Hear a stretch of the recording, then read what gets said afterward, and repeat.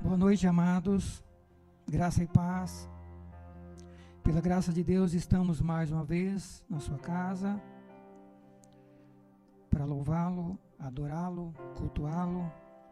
Tenho certeza que Deus já falou o seu coração aí na sua casa, a você, sua família, através das mensagens cantadas, através da adoração. E eu tenho certeza que o Senhor continuará a falar conosco ainda nesta noite, através da sua palavra. Queridos, como já anunciamos de manhã, pela rede social, vamos compartilhar um tema, uma mensagem que Deus colocou no nosso coração, sobre as bases que estamos usando para construir a nossa casa espiritual. São verdadeiras ou falsas?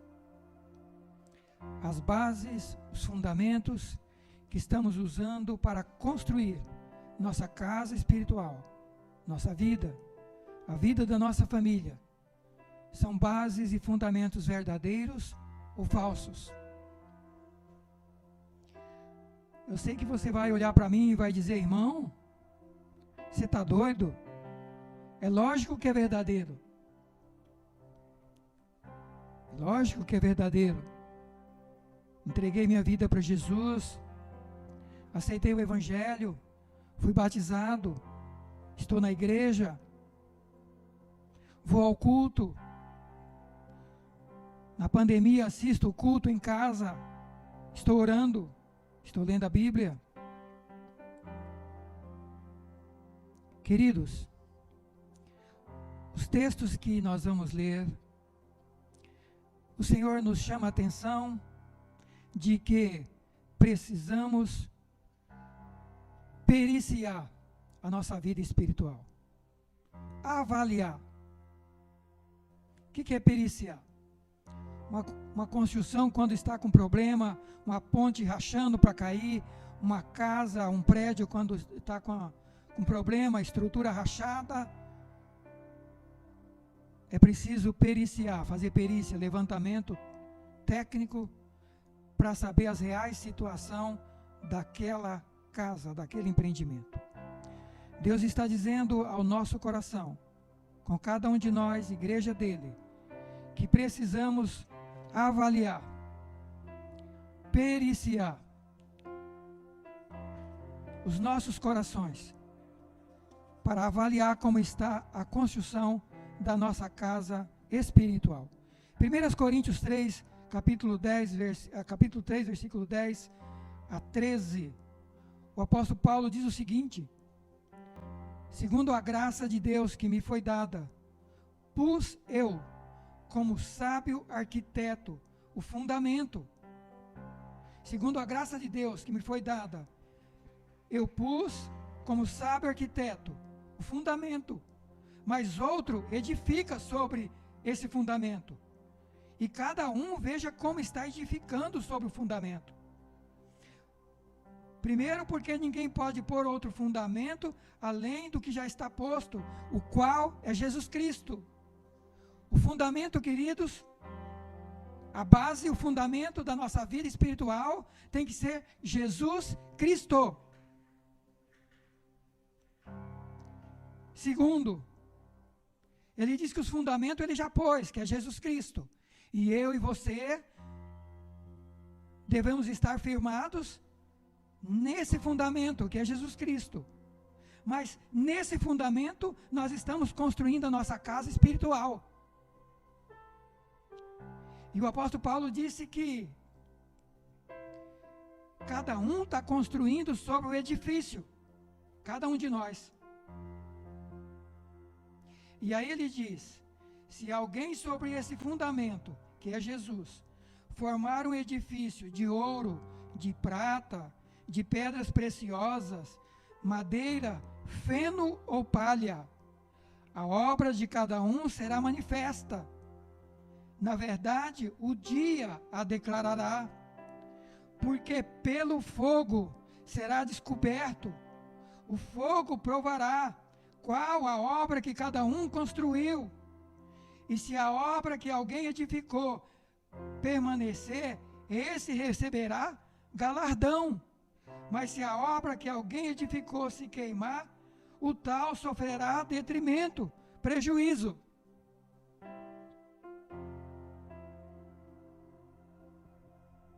Queridos,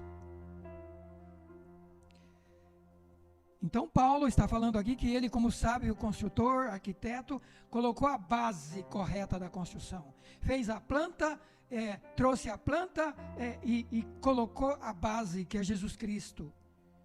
E deu a planta na mão e disse: continue construindo sob a planta. Mas veja, cuidado qual material você vai usar na construção do edifício: ouro, prata, pedras preciosas, ou então madeira, feno e palha. Agora preste atenção, esse edifício, essa obra vai ser testada, vai ser provada, e vai ser provada por fogo. E aí vem a pergunta, vem a questão para cada um de nós pensar: qual desses materiais resiste a fogo? Ele coloca 6 materiais na construção do edifício: ouro, prata, pedras preciosas, madeira, feno e palha. Vocês sabem que ouro, prata e pedras preciosas é material resistente a fogo. Ouro, por exemplo, para ser aperfeiçoado, precisa mais de 1000 graus de calor. Ele resiste fogo. Prata também, pedras preciosas. Mas e madeira, e feno e palha? Você sabe que madeira é um combustível excelente para fogo. Poucos minutos, madeira, o fogo dissipa. Feno, então, aquele produto de fazer ração para animal, também parecido com palha, altamente combustível. E palha nem se fala, são materiais que não resistem ao fogo. E a pergunta para nós é: primeiro, qual a base estamos construindo nossa vida? É Jesus Cristo? É. Segundo, quais materiais estamos usando para continuar a construção do edifício? Paredes, teto, forro, cobertura, enfim, o restante da construção. Qual material nós estamos usando? Então, esse texto, 1 Coríntios 3, 10 a 13. Agora, convido você a abrir sua Bíblia, Mateus, capítulo 7. Esse texto já foi lido e meditado na semana passada pelo G. E está dentro do contexto dessa palavra de hoje ainda. Mateus 7, 13 a 27, eu vou ler alguns trechos apenas. Jesus fala de algumas coisas aqui que destaca para nós. Primeiro ele disse: entrai pela porta estreita, porque larga é a porta, espaçoso o caminho que conduz à perdição, e muitos são os que entram por ela. Primeira coisa de Jesus: entrai, é o conselho, entrai pela porta estreita, porque larga é a porta, e espaçoso o caminho que conduz à perdição, e muitos são os que entram por ela. E porque estreita é a porta, e apertado o caminho que leva à vida, e são poucos os que a encontram. Primeira coisa, Jesus fala de 2 portas e 2 caminhos. Uma porta e um caminho estreito que conduz à vida eterna. E uma outra porta e um outro caminho largo que conduz à perdição eterna. E o conselho dele é: entrai pela porta estreita, a apertada. Queridos, a apertada é mais complicado para entrar por ela, e o caminho também para andar por ele é mais complicado, porque é um caminho apertado. Então não se consegue entrar com malas, não se consegue entrar com bagagens, não. Sacolas, aquele monte de coisa. Eu fico olhando o pessoal que gosta de ir lá para o Paraguai, né? Vem com aquele monte de sacola, o ônibus lotado. Queridos, Deus está dizendo que o caminho estreito e a porta estreita só passa a pessoa, não passa bagagens. Então nós temos que nos desvencilhar, nos desapegar das bagagens desse mundo, porque só entra, a porta é estreita e o caminho é apertado, só entra aquele que foi lavado, purificado no sangue do Cordeiro, como diz em Apocalipse. Somente esse consegue entrar pela porta estreita. Mas Jesus diz que existe a outra porta, a larga, que o caminho é espaçoso. Esse aí entra com bagagem, com sacola, com todas as malas, com caminhões de mala, com carreta de coisas. Entra com tudo. Mas o destino é a perdição. E o Senhor está dizendo para nós que nós temos que escolher. E imediatamente ao falar das duas portas e dos dois caminhos, Jesus no versículo 15 diz: acautelai-vos, tome cuidado, tome toda cautela com os falsos profetas, porque vão vir até vocês vestidos como ovelhas, mas interiormente são lobos devoradores.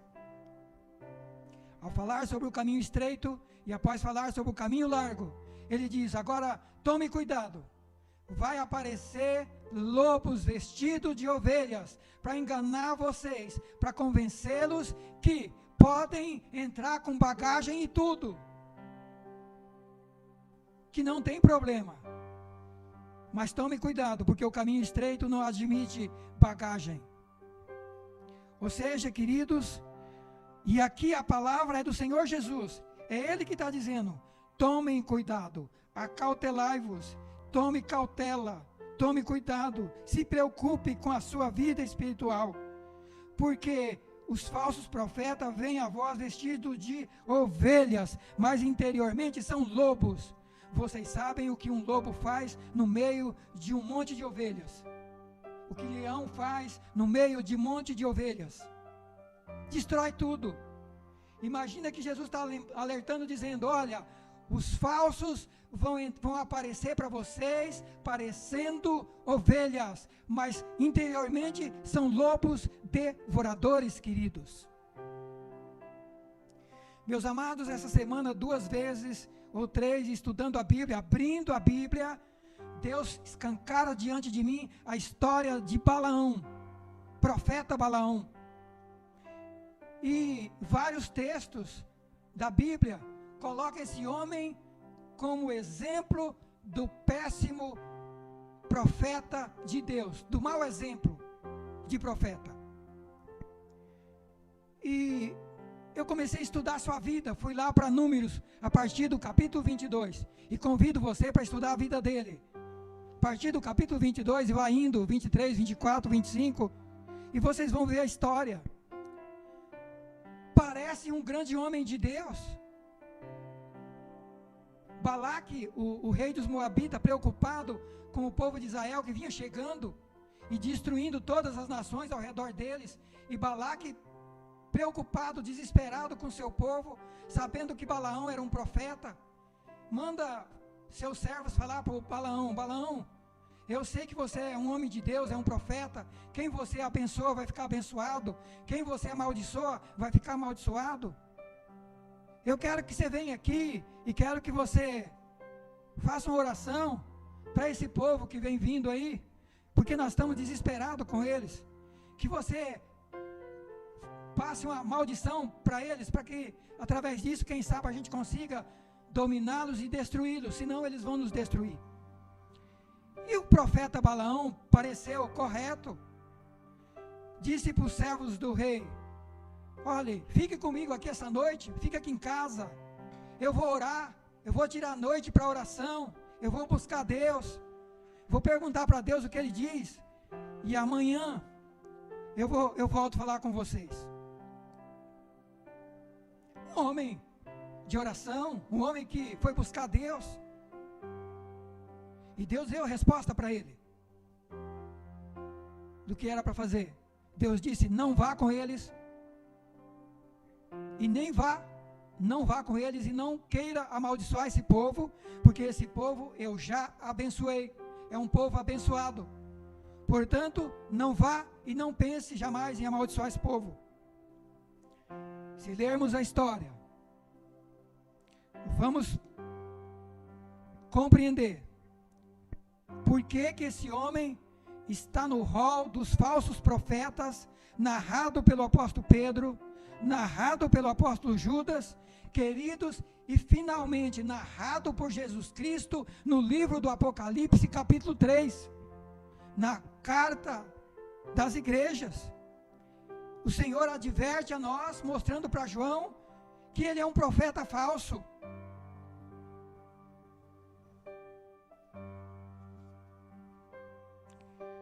E no contexto de Mateus 7, Jesus falando para tomar cuidado com o falso profeta, ele diz assim, nem todo o que me diz Senhor, Senhor, entrará no reino dos céus, mas aquele que faz a vontade do meu Pai que está nos céus.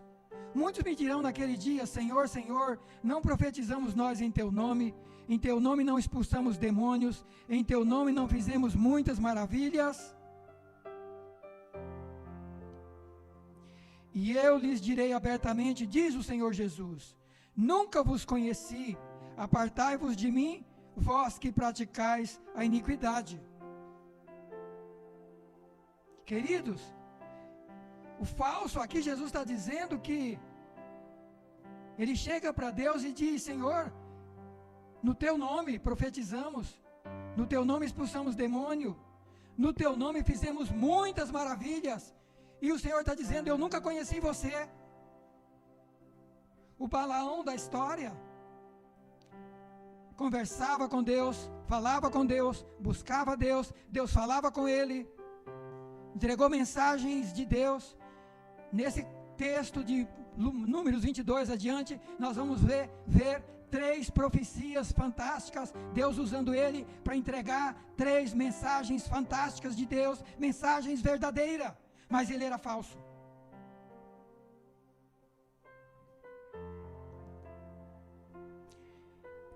E o Espírito Santo e o Senhor Jesus, no livro do Apocalipse, falando para a igreja, falando para nós hoje, nos adverte e coloca esse homem como um dos exemplos de cristão falso, de profeta falso.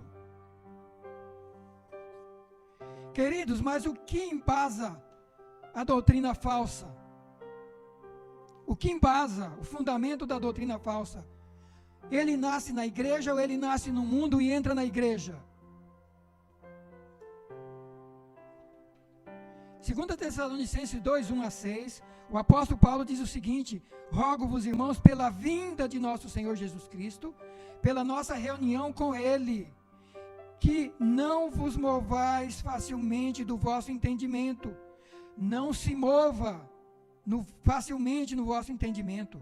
Não vos perturbeis, quer por espírito, quer por palavra, quer por epístola, como se o dia de Cristo já estivesse perto. Não se mova, muito cuidado, seja por profecia, seja por palavra, seja por epístola, muito cuidado, não se mova, cuidado com a sua mente, seu entendimento. Ninguém de maneira vos engane, porque não será assim sem que antes venha a apostasia. Queridos, Deus está dizendo que Jesus não volta sem que a apostasia, o engano, o profeta falso, o homem do pecado se manifeste. Ninguém vos engane, porque não será assim, sem que antes venha a apostasia e se manifeste o homem do pecado, o filho da perdição, o qual se opõe, se levanta contra tudo que se chama Deus, ou que se adora, de sorte que se assentará como Deus, no templo de Deus. Presta atenção, no templo de Deus. Se opõe, se levanta contra tudo que se chama Deus, contra tudo que se adora, de sorte que se assentará como Deus, no templo de Deus, querendo parecer Deus. Não vos lembrais de que essas coisas vos dizia quando ainda estava convosco? E agora vós bem sabeis quem é que o detém, para que a seu próprio tempo, seja manifestado. A Bíblia está dizendo aqui que Jesus não volta sem a manifestação da apostasia, do homem do pecado, do anticristo, da besta do Apocalipse. Jesus não vem. Mas, queridos, o anticristo já está na terra. O homem do pecado já está na terra. A doutrina dele já está na terra. Vocês já viram falar em laicidade e relativismo? Laicidade e relativismo. Laicidade, vocês já devem ter visto a discussão no Brasil. Laico, laicidade vem de laico, Estado laico. Uma briga terrível, porque o presidente fala em Deus, porque o presidente cita a Bíblia, João 8,32, conhecereis a verdade e a verdade vos libertará. Porque o presidente fala em Deus, fala na Bíblia, fala na família, fala nos princípios cristãos, é contra aborto e contra outras coisas que a Bíblia condena. Então dizem, não pode, o Brasil é um Estado laico. O presidente não pode fazer isso. E preste atenção que praticamente é o único que eu conheço até hoje, que é cristão, que com todas as suas falhas e erros e limitações, acredita em Deus, acredita na Bíblia. E fala da verdade, fala dos princípios da Bíblia, acredita em Deus e acredita na família. Então, sabe o significado de laico ou laicidade? Laico ou laicidade, preste atenção, é a hostilidade à influência, ao controle da igreja e da religião. É a hostilidade, é o ódio contra a influência da igreja e da religião sobre a vida intelectual, sobre a vida moral, sobre as instituições e sobre o serviço público. Isso é laicidade ou laico. É a doutrina, é a ideia, é a filosofia, é a concepção que odeia, hostiliza a influência da igreja e da religião sobre a vida intelectual das pessoas, sobre a moral, sobre as instituições e sobre o serviço público. Portanto, dizem que a igreja e os princípios cristãos jamais podem permear, pode adentrar a vida intelectual. Portanto, não pode entrar na escola, não pode entrar na família, não pode fazer parte da moral, não pode fazer parte das instituições do Estado e nem do serviço do Estado. Meus queridos, e o que isso significa? Significa que o país está dizendo o seguinte: não quero Deus dando palpite na minha vida moral, na minha vida intelectual, na minha vida profissional, na minha vida empresarial, nas instituições do Estado, nem nas escolas, nem no serviço público e nem no Estado. Essa é a doutrina, queridos. Essa é a doutrina que vem sendo pregada há 30, 40 anos no Brasil.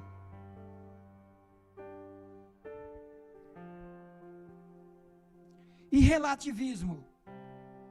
E relativismo. E relativismo. O que é relativismo? É outra doutrina que junto com a laicidade escreve a história das nações nos nossos dias.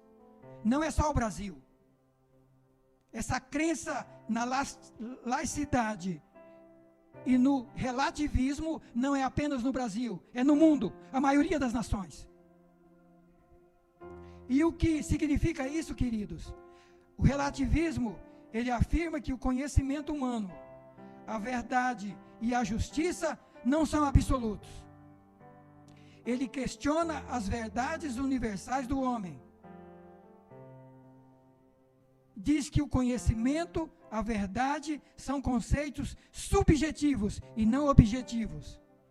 Significa a desconstrução das verdades existentes, a desconstrução, a destruição dos princípios, das verdades existentes, porque, segundo esse conceito de relativismo, existem outras verdades que não necessariamente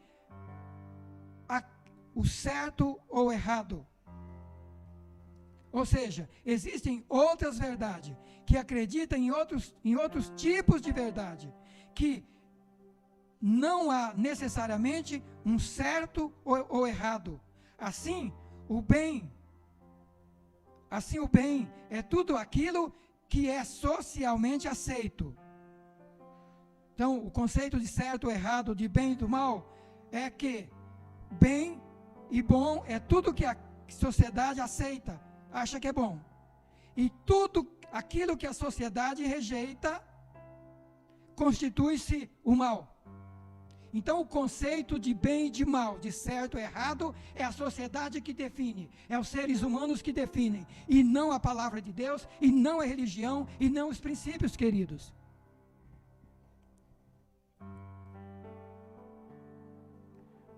Mas o que essas duas doutrinas pregam? Presta atenção no que eu trouxe para vocês. Extraí isso de um trabalho da PUC, escrita por Stefano Fontana, filósofo, diretor do Observatório Antoine, sobre a doutrina social da igreja. Escuta o que ele fala, esse filósofo fala sobre o relativismo e a laicidade. Primeiro, que a moral e a religião são âmbitos irracionais. Irracionais, não é de gente irracional, é de gente moral e religião. É oriundo de gente irracional. São escolhas irracionais. Ou seja, irracional é como animais irracionais, que não pensa e não sabe discernir entre certo e errado. Então, moral e religião são âmbitos decorrentes de âmbitos irracionais. São escolhas irracionais, sem motivo, sem fundamento, sem razão que a sustente. É a primeira concepção, queridos, que moral e religião é coisa de gente irracional, de gente sem razão, sem juízo, de gente maluca. Esse é o primeiro conceito dessa doutrina. No fundo, não existe uma verdade na ética e nem na fé religiosa. São coisas sem fundamento, sem razão, sem motivo que a sustente. Isso eu que estou afirmando, depois do que ele coloca ali de moral e religião no âmbito irracional, ou seja, coisas sem fundamento, sem razão que a sustente. Então, digo eu, são coisas de maluco, de doido, que a ética e a religião estão fora do pensamento racional. Vocês sabem o que é ética? Ética são condutas corretas, procedimentos corretos, pessoa ética, pessoa honesta, pessoa verdadeira. E eles dizem que ética e religião estão fora do pensamento racional, estão fora da razão. Estão fora da razão. Depende o que é moral e o que é verdadeiro, vai depender de singularidade, de culturas, de povos, de escolhas, do que cada um faz e das perspectivas de vida de cada um. Portanto, ética, religião, moral, coisa correta, não existe. E quem prega isso é maluco. Essa é a filosofia que está ensinando seus filhos na escola. E daí nós não sabemos porque essa geração nova não quer saber de Deus e não quer saber da igreja. É isso que está sendo pregado, ensinado no Brasil e no mundo. Mas sabe o que a Bíblia diz? Paulo diz que a palavra da cruz é loucura, mas é loucura para os que perecem, mas para nós que somos salvos é o poder de Deus. 1 Coríntios 1, 18, 25. Amém? Essa loucura que eles pregam, Deus diz em sua palavra que é loucura para quem perecem, para quem está no caminho da perdição, para quem está no caminho do inferno. Mas para quem é salvo, essa loucura é o poder de Deus que transforma o pecador perdido.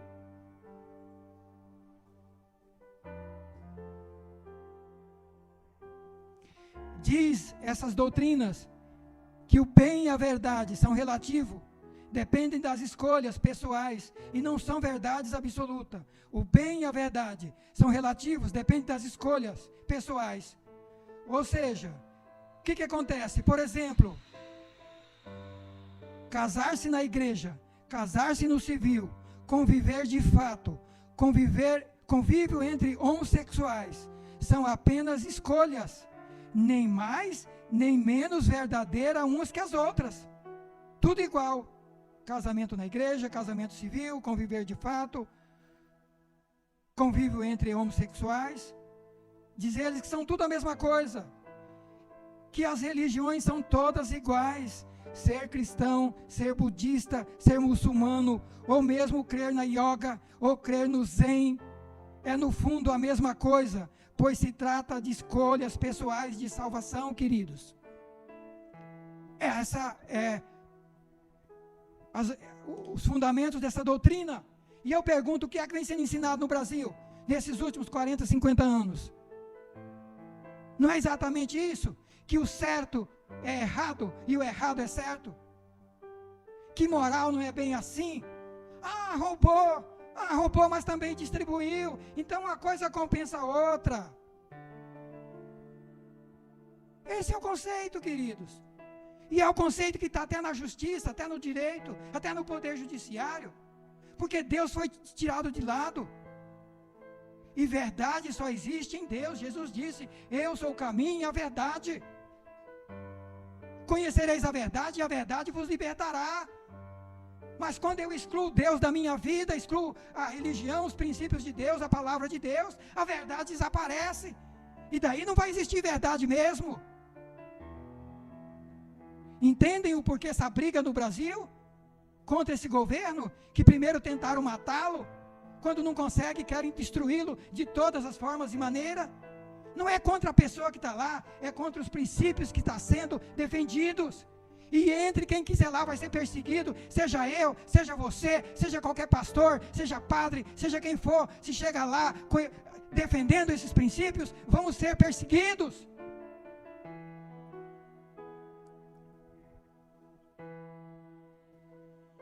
Relativismo e laicidade. É isso que significa. Coloca no mesmo plano todas as escolhas morais. O certo pode estar errado e o errado pode estar certo, dependendo das culturas e das escolhas individuais e da perspectiva de vida de cada um. Ou seja, aquela teoria que a gente fala que os fins justificam os meios. Coloca no mesmo plano todas as religiões. Elimina-se os aspectos dogmáticos, ou seja, as regras e princípios das religiões, elimina-se. Ou seja, elimina-se a palavra de Deus e os princípios cristãos, reduzindo tudo a única regra. E qual regra que eles colocam? A regra do bem genérico, colocando as religiões como mercadoria em prateleira de supermercado.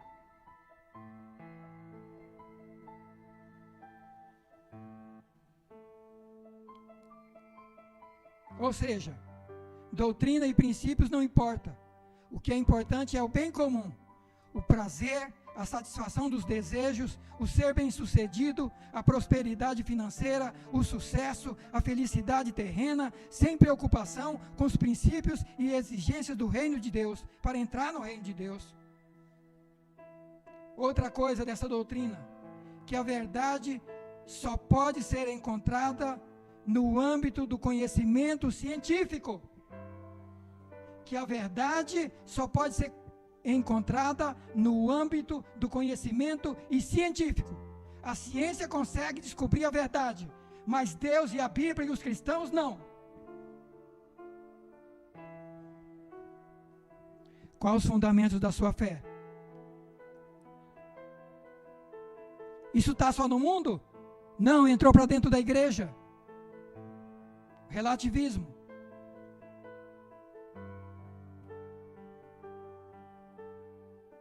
E o que acontece com isso?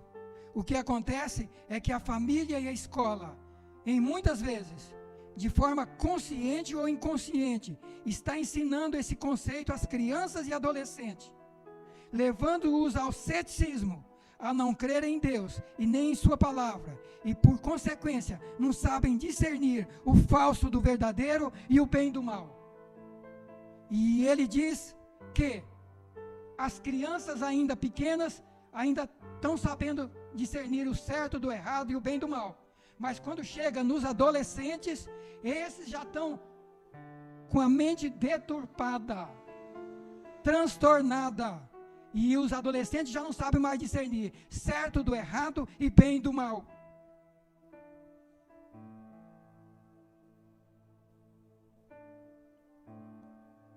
O Senhor Jesus disse o seguinte: eu sou o caminho, a verdade e a vida, ninguém vem ao Pai senão por mim. Eu sou a verdade. A verdade é Jesus. E disse Jesus aos que criam nele: se vocês permanecerem na minha palavra. Primeiro ele diz que ele é a verdade. Depois ele diz para aquele que crê nele: se vocês permanecerem na minha palavra, verdadeiramente vocês serão meus discípulos, e conhecereis a verdade, e a verdade vos libertará. Aleluia! Primeiro, Jesus é a verdade. Segundo, sua palavra é a verdade que liberta. E terceiro, João 17:7, santifica-os na verdade, a tua palavra é a verdade. A palavra santifica, muda, transforma, gera um homem e uma mulher, filhos de Deus. Outro conceito dessa doutrina, que não se reconhece nenhum valor público, a ética e a religião, deixando que a consciência individual de cada pessoa possa escolher o que é certo e o que é errado, o que é bom e o que é mal. E daí, sabe o que acontece com isso? Deve ser deixado na consciência individual de cada pessoa escolher entre abortar ou não, casar ou ficar solteiro, ser heterossexual ou homossexual, escolher uma religião ou outra religião, ou não ter religião nenhuma. Portanto, não há mais balizadores do que é certo, do que é errado, do que é bom, do que é mal. Cada um escolhe o que acha certo e o que acha errado. Sabe o que a Bíblia diz? A Bíblia diz que não é assim. A Bíblia diz que existe o certo e o errado, existe o bom e o mal, e existe o pecado. E a Bíblia diz assim: respondeu-lhe Jesus: todo aquele que comete pecado é servo do pecado, é escravo do pecado. Então, o pecado existe. Jesus diz que todo aquele que comete o pecado se torna um escravo do pecado. Portanto, Deus tem parâmetro de certo ou errado. Ele diz que existe pecado, e que aquele que comete pecado se torna escravo do pecado. Mas ele diz que se o Filho vos libertar, verdadeiramente vocês vão ser livres. João 8, 34-36. Existe pecado, o pecado escraviza, mas se Jesus Cristo nos libertar, verdadeiramente o ser humano pode ser livre. E a palavra de Deus ensina que quem vive na prática do pecado ficará fora do reino de Deus, do reino dos céus, e que somos nós quem escolhemos viver no pecado ou abandoná-lo. Veja o texto. Primeiro, não sabeis que os injustos não hão de herdar o reino de Deus? Não erreis, nem os devassos, nem os idólatras, nem os adúlteros, nem os efeminados, nem os sodomitas, nem os ladrões, nem os avarentos, nem os bêbados, nem os maldizentes, nem os roubadores herdarão o reino de Deus. E é o que algum de vós tem sido, mas fostes lavados, fostes santificados e fostes justificados em nome do Senhor Jesus e pelo Espírito do nosso Deus. A Bíblia dá nome a pecado. A Bíblia dá nome ao que é certo e o que é errado. E a Bíblia diz que quem viver no pecado e continuar no pecado não entrará no reino de Deus. Apocalipse 22:11. Quem é injusto, continue sendo injusto. Quem é sujo, continue sendo sujo. E quem é justo, seja justificado ainda. Quem é santo, se santifique mais ainda. E eu venho cedo com meu galardão para dar a cada um segundo as suas obras. Pecado existe. Jesus Cristo liberta do pecado.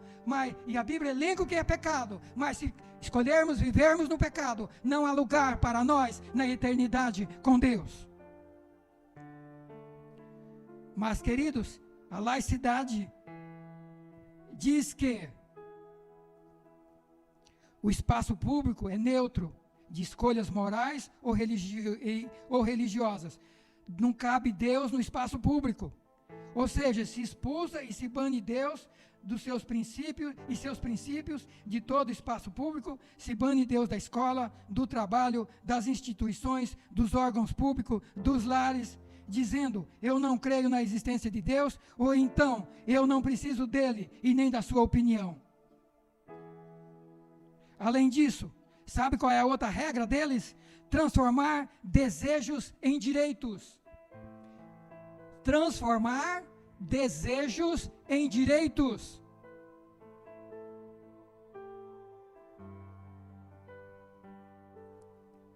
Ou seja, transformar todos os desejos do ser humano em direitos. Fazer-se leis que dá direito a cada desejo. É essa a doutrina.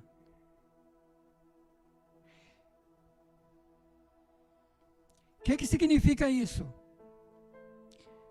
Que o desejo é mais importante e mais relevante que o direito, pois deve reduzir e aceitar como lei todos os desejos.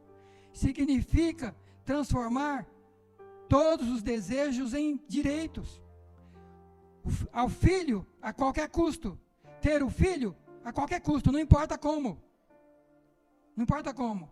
Se com pai ou sem a figura paterna. Matar o feto. Ser pai sem ser homem. Ser feminino sem ser mulher. Ter um filho próprio sem pari-lo.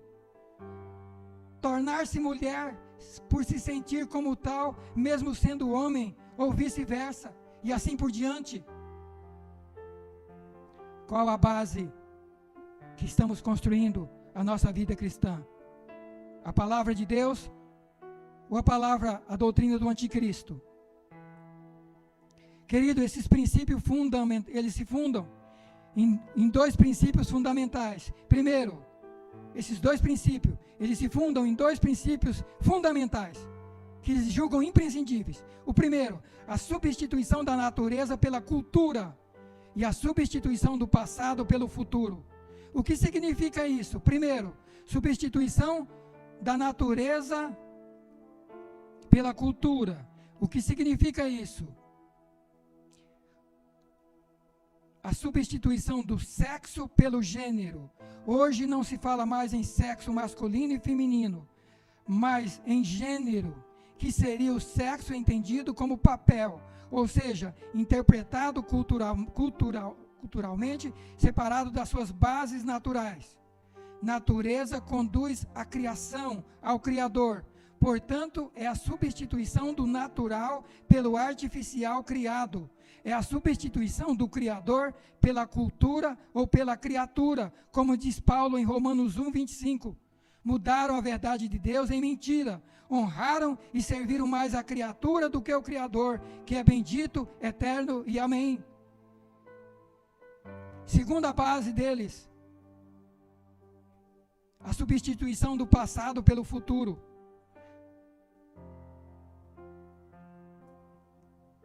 Querido, ainda dentro desse contexto de mudança de gênero, o que é que isso significa? Que a natureza desse jeito se torna uma prisão. Daí o masculino e feminino seriam teorias limitantes. Portanto, diz eles, a cultura do gênero destaca, enfatiza as orientações sexuais da natureza, de modo que se possa escolher homossexualidade, transexualidade, ou até mesmo a prática da bestialidade, que é sexo como dos animais, ou a pedofilia, que é o sexo com crianças.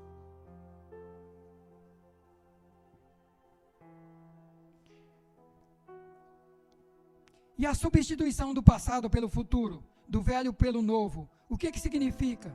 Significa uma recusa, um abandono geral dos valores cristãos, dos princípios cristãos, da palavra de Deus, da tradição hereditária recebida da família. Construído por Deus através da família, mediante a prática de sua palavra, de seus princípios. É a destruição da identidade formada e forjada pelo ensino de Deus na família e no lar.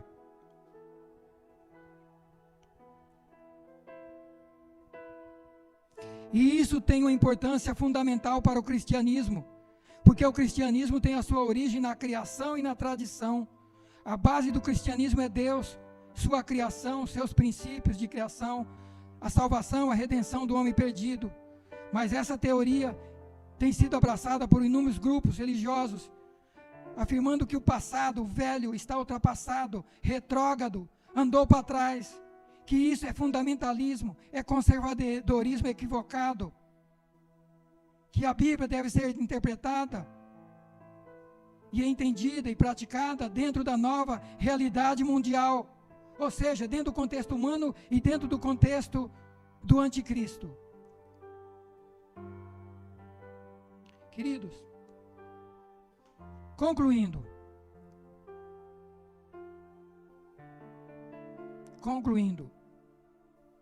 os resultados desse conceito é a ditadura do erro.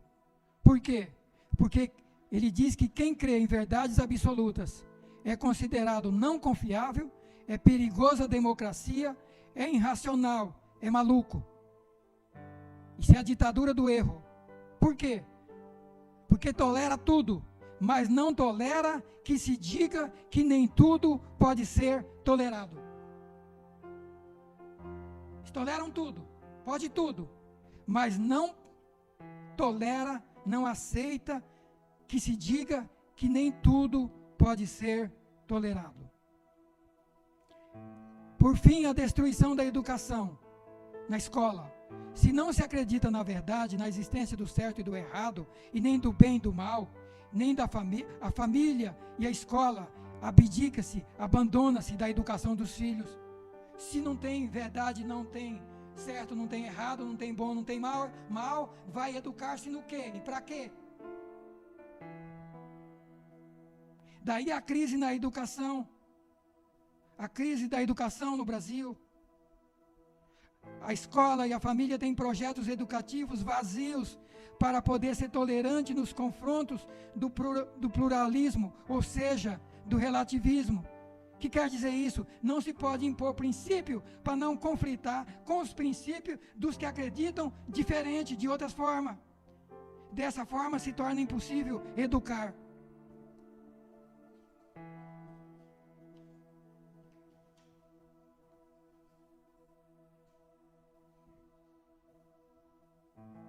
Queridos, na comunidade cristã, no meio cristão, esses conceitos penetram na consciência de líderes e liderados, de que o certo e o errado, o bem e o mal, são relativos, dependem da cultura, da visão de cada comunidade, de cada povo. Logo se evita falar sobre isso.